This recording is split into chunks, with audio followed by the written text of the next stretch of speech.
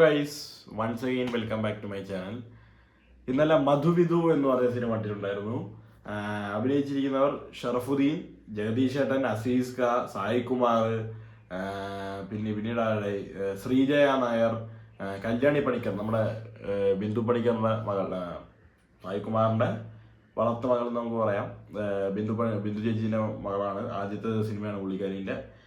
ബിന്ദു പണിക്കർ ചെറിയ റോൾ ചെയ്തിട്ടുണ്ട്. പിന്നെ അമൽ ജോസ്, ഷൈനി വിജയൻ, സഞ്ജു മധു, അങ്ങനെ കുറേ പേരുള്ള ഒരു സിനിമ. കൊച്ചൊരു എന്താ പറയുക, ഒരു ചെറിയൊരു ഫാമിലി ഫീൽ ഗുഡ് രീതിയിൽ ചിത്രീകരിച്ചിരിക്കുന്ന ഒരു സിനിമ. കുറച്ച് ഹ്യൂമറും കുറച്ച് കാര്യങ്ങളും അങ്ങനെ ചുമ്മാ എടുത്തിരിക്കുന്ന ഒരു കഥ, നാട്ടിൻപുറം, അങ്ങനത്തെ ആ ഒരു സെറ്റപ്പിൽ ചിത്രീകരിച്ചിരിക്കുന്ന ഒരു സിനിമ. നമ്മൾ പണ്ടത്തെ കാലത്തൊക്കെ കാണുന്ന പോലത്തെ ഒരു സിനിമ. ഇത് ഡയറക്റ്റ് ചെയ്തിരിക്കുന്നത് വിഷ്ണു അരവിന്ദ് എന്ന് പറഞ്ഞ ഒരാളാണ്. Written by Bipin Mohan, Jay Vishnu, produced by Vinayaka Ajith, music by Hisham Abdul Wahab. അത്യാവശ്യം നല്ല മ്യൂസിക് ഈ സിനിമയ്ക്കുണ്ട്. സിനിമാറ്റോഗ്രാഫി ഒടുക്കത്തിൽ വിശ്വജിത്ത്. ക്രിസ്റ്റി സെബാസ്റ്റ്യൻ എന്ന് പറഞ്ഞ ഒരു പുള്ളിയാണ് എഡിറ്റ് ചെയ്തിരിക്കുന്നത്. ഈ എഡിറ്ററിനെയും പറയാൻ ഇതിൽ നല്ല കുറേ ട്രാൻസിഷൻ എലമെന്റ്സ് ഒക്കെ അവർ ആഡ് ചെയ്തിട്ടുണ്ട്. പ്രത്യേകിച്ച് ഹ്യൂമറിന്റെ പരിപാടിയിലൊക്കെ അവർ ചില ട്രാൻസിഷൻ എലമെന്റ്സ് ഒക്കെ ആഡ് ചെയ്തിട്ടുണ്ട്. അതൊക്കെ നൈസായിരുന്നു. പിന്നെ സിനിമാറ്റോഗ്രാഫിനെയൊക്കെ കുറിച്ച് പറയുകയാണെങ്കിൽ ഒരു സാധാരണ പടത്തിന് വേണ്ട സിനിമാറ്റോഗ്രാഫി എന്താണോ അതാണ് സിനിമയിൽ അവർ ചെയ്തിരിക്കുന്നത്. കളറായാലും കളർ ടോൺ പരിപാടിയെല്ലാം നല്ലൊരു രീതിയിൽ തന്നെ അവർ പിടിച്ചു പോയിട്ടുണ്ട്. ആ സാറിൻ്റെ സിനിമയ്ക്ക് വേണ്ടത് എന്താണോ അത് കറക്റ്റായിട്ട് അവർ ചെയ്തു പോയിട്ടുണ്ട് ഇങ്ങനത്തെ ഒരു സിനിമയ്ക്ക്.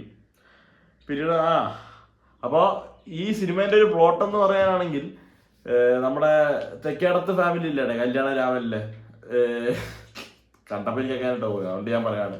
കല്യാണ രാമൻ എന്ന് ഞാൻ അടുത്ത് പറയണമെന്നില്ല. തെക്കേടത്ത് ഫാമിലി, കല്യാണ രാമൻ, അവരുടെ കുടുംബത്തിലുള്ള ഒരു ശാപമുണ്ട്. അവിടെ പെണ്ണുങ്ങൾ വായുവില്ലെന്നൊക്കെ പറഞ്ഞ പോലത്തെ ഒരു ശാപം.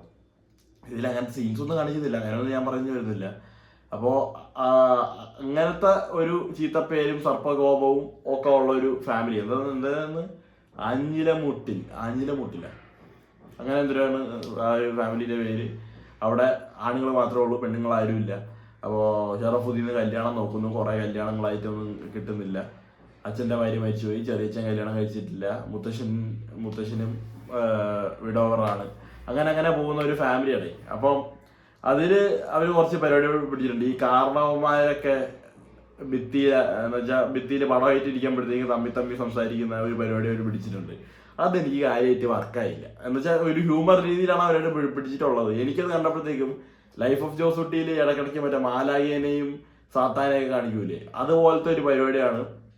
മാലാഖേനെ ചെറുത്താനെ കാണിക്കുന്നത് അതേപോലത്തെ ഒരു പരിപാടിയാണ് ഇതിലേക്ക് പോയത്. ഭയങ്കര എന്താ പറയുക, കല്ലുകടിയായിട്ട് തോന്നി സിനിമയിൽ എനിക്ക്.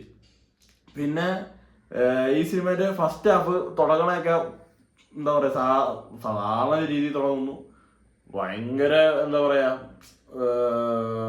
അധികം അടിച്ചുപൊളിയോ കാര്യങ്ങളൊന്നും ഇല്ലാതെ പോകുന്നൊരു കഥ. നായകനാണെങ്കിൽ ഏതോ ഒരു സമയത്ത് വെച്ച് നായികനെ കാണുന്നു. അതൊക്കെ എന്താ പറയുക, അങ്ങനെയൊക്കെ ഉണ്ടാവുമെന്ന് റിയൽ ലൈഫിൽ ഉണ്ടാവുമെന്ന് പോലും നമുക്കറിയില്ല. പിന്നെ പിന്നീടുള്ള കാര്യങ്ങൾ നമുക്ക് ഒരിക്കലും ഊഹിക്കാനോ ഇതൊന്നും ചെയ്യാൻ പറ്റില്ല. നമുക്കൊന്നും അതൊന്നും റെക്കഗ്നൈസ് ചെയ്യാൻ പറ്റില്ല. അങ്ങനെയൊക്കെ ഉണ്ടാകുമോ എന്ന് പോലും നമുക്ക് ചിലപ്പോൾ രജിസ്റ്റർ ചെയ്യുന്നില്ല. അപ്പം അങ്ങനത്തെ ഒരു കഥയിലൂടെ പോകുന്നു. അപ്പോൾ സിനിമയാണ്, അറിയാമല്ലോ. സിനിമ പോകുന്നു, നായകൻ കണ്ടു ഇഷ്ടപ്പെടുന്നു, പിന്നീട് ഇങ്ങനെ കല്യാണത്തിന് വേണ്ടി പോകുന്നു, ഇന്റർകാസ്റ്റ് അതിൻ്റെ പ്രശ്നങ്ങളൊക്കെ ചിലതായിട്ടുണ്ടാവും. അതൊക്കെ തട്ടിത്തെറിപ്പിച്ച് അവർ പിന്നെയും കല്യാണത്തിലോട്ട് പോകുന്നു. അപ്പോൾ ഇന്റർവെല്ലിൽ ഒരു ട്വിസ്റ്റ് വരുമ്പോൾ നമ്മൾ വിചാരിക്കും ഇത് ഇങ്ങനെ വല്ലതും കൊണ്ടുവരുമെന്ന് വിചാരിക്കുമ്പോൾ അത് വിട്ടിട്ട് വേറൊരു വഴിക്ക് പോയി ഒരു ട്വിസ്റ്റ് ലോക്ക് ചെയ്യുന്നുണ്ട്. അത് അടിപൊളിയായിരുന്നു. ഇന്റർവെൽ ബ്ലോക്ക് കലക്കലായിരുന്നു. അത് ഞാൻ ശരിക്കും എൻജോയ് ചെയ്തു. മാത്രമല്ല അസീസ് ഖാ, ജഗദീഷ് ഏട്ടൻ, ഇവരുടെയൊക്കെ സട്ടിലായിട്ടുള്ള കുറെ സാധനങ്ങളുണ്ട് ഹ്യൂമറിൽ. ഇവർക്കൊക്കെ ഇതൊക്കെ കേക്ക് വാക്കാണ് അവർ ചുമ്മാ ചെയ്യുന്ന.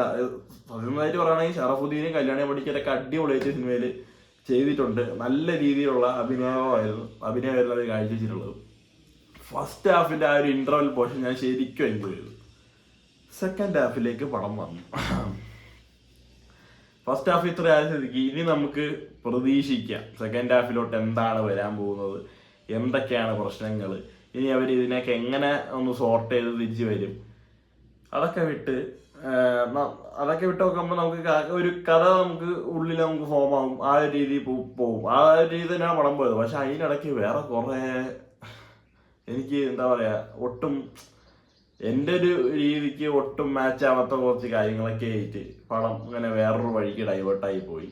കുറെ കല്യാണവും ബഹളവും അവർ തമ്മിലുള്ള എല്ലാം പടപടയെന്നാണ് ഉണ്ടാവണത്. ഇതിന്റെ കുറച്ച് ടൈം ലാഗ് കാണിച്ചിരുന്നെങ്കിൽ ഇപ്പോൾ ഒരു കുഴപ്പമില്ലായിരുന്നു. ഇത് ഉടക്കാവുന്നു, പിന്നെ ഒരുമിക്കുന്നു, ഉടക്കുന്നു, ഒരുമിക്കുന്നു, ഇതൊക്കെ വടയെന്ന് പോയി സിനിമ അങ്ങ് പെട്ടെന്ന് തീർന്നു.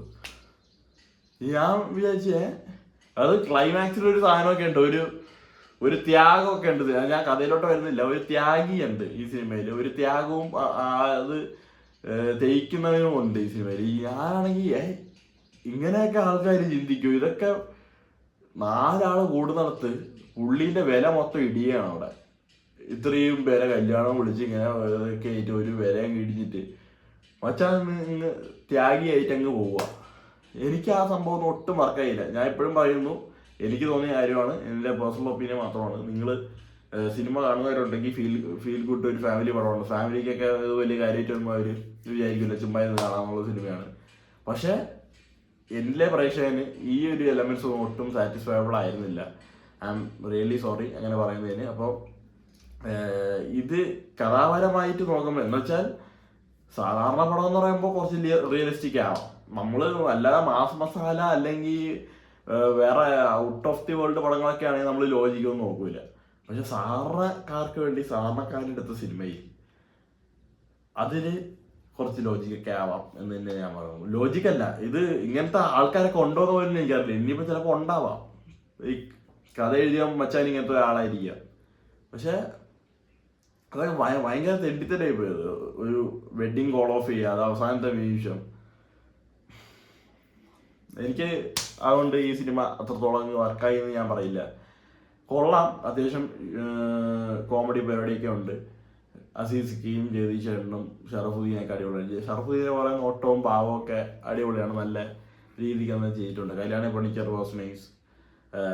പിന്നെ ശ്രീജയ കുറേ കാലത്തിന് നമ്മുടെ സമാധിമത്തിലൊക്കെ ഉള്ള പുള്ളിക്കാരി, കുറേ കാലത്തിന് പുള്ളിക്കാരി നല്ലൊരു പെർഫോമൻസ് കാഴ്ചവെച്ചു.